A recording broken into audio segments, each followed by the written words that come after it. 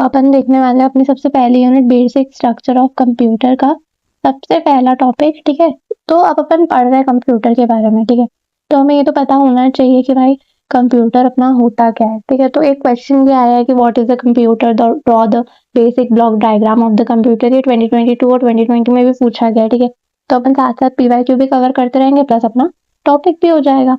ठीक है, तो अगर जहाँ पे पूछे कंप्यूटर क्या है तो अपने को बता देना कि computer is an electronic device that accepts data as input, processes it according to a set of instruction program and produces meaningful output and also store data from for future use। Computer मेरा क्या है, एक electronic device है। ठीक है, जो कि क्या लेता है, इनपुट लेता है अकॉर्डिंग टू द इंस्ट्रक्शन। ठीक है, फिर उसके बाद क्या करता है, वो एक मीनिंगफुल आउटपुट मेरे को देता है। ठीक है, कि यही मेरा कंप्यूटर एक इलेक्ट्रॉनिक डिवाइस होता है जो कि डाटा को इनपुट के फॉर्म में लेता है और फिर उसको इंस्ट्रक्शंस के अकॉर्डिंग प्रोसेस करता है और हमें आउटपुट देता है। ठीक है, और ये फ्यूचर के लिए भी डेटा स्टोर कर सकता है। ठीक है, अब अगर अपन देखें अपने कंप्यूटर का स्ट्रक्चर ऑफ डेस्कटॉप कंप्यूटर। ठीक है, तो structure of desktop computer refers to the organization of different hardware components of a computer system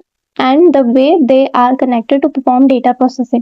अब स्ट्रक्चर क्या होता है डेस्कटॉप कंप्यूटर का, ये एक ऑर्गेनाइजेशन है जिसमें अलग अलग तरह के हार्डवेयर कंपोनेंट्स एक दूसरे के साथ कनेक्ट होते हैं और डेटा प्रोसेसिंग परफॉर्म करते हैं। ठीक है, अब ये मेनली कंसिस्ट होते हैं 4 इंपॉर्टेंट चीजों की वजह से। सबसे पहले input devices, CPU, central processing unit, memory unit and output devices. अब ये क्या होता है, ये अपन आगे देखते हैं।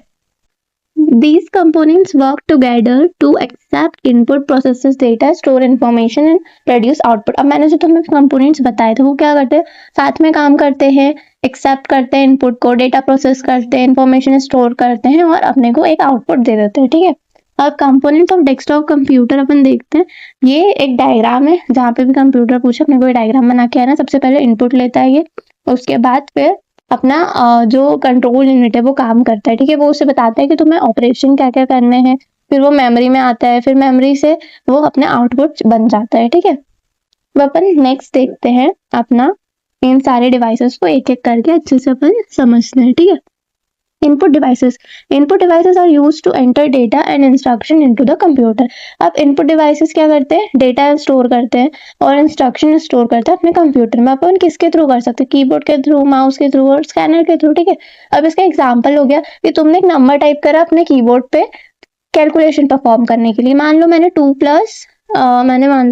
2+3 इनपुट दिया है। ठीक है, अब आगे अपन देखते हैं आगे क्या होता है। ठीक है, अब सीपीयू, सेंट्रल प्रोसेसिंग यूनिट, ये क्या होता है, इसको अपन अपने कंप्यूटर का ब्रेन भी बोलते हैं। ठीक है, क्योंकि ये सारे प्रोसेसिंग ऑपरेशंस को परफॉर्म करता है। ओके, अब नेक्स्ट अपन देखते हैं अपने सीपीयू के फंक्शन की। सीपीयू अपना करता क्या है, तो सबसे पहले वो इंफॉर्मेशन को एग्जीक्यूट करने का काम करता है, कैलकुलेशन परफॉर्म करता है और कंट्रोल करता है पूरी वर्किंग सारे कंपोनेंट्स की। ठीक है, अब नेक्स्ट आता है कि सीपीयू में क्या होता है। सीपीयू कंसिस्ट होता है एएलयू, अर्थमेटिक लॉजिक यूनिट और कंट्रोल यूनिट और मेमोरी यूनिट। अब ये सब क्या होते हैं, ठीक है, तो सबसे पहले अपन एएलयू को देखते हैं। ALU performs arithmetic and logical operations such as addition, subtraction, multiplication, logical operation and or not। अब ALU क्या होता है, ये ना अपने जो ऑपरेशंस हैं अर्थमेटिक और लॉजिकल वो परफॉर्म करता है। ठीक है, अपन उसमें ऐड, सब्ट्रैक्ट, मल्टीप्लिकेशन और अपने लॉजिकल ऑपरेशन और कंपैरिजन ऑपरेशन भी कर सकते हैं। जैसे मान लो मैंने 5+3 दिया है तो उसको 8 बनाने का काम कौन करता है, ALU करता है। ठीक है, अब नेक्स्ट आती है अपनी कंट्रोल यूनिट। अब भाई कंट्रोल यूनिट क्या होती है कि ये कंट्रोल करती है और कोऑर्डिनेट करती है सारे पार्ट्स ऑफ द कंप्यूटर को। ठीक है, अब इसका काम होता है इंस्ट्रक्शन लेना मेमोरी से। ठीक है, उसको डिकोड करना, उसको समझना और उसके बाद फिर अपने को और क्या करती है, अलग अलग कंपोनेंट्स को बताती है कि तुम्हें क्या टास्क को परफॉर्म करना है।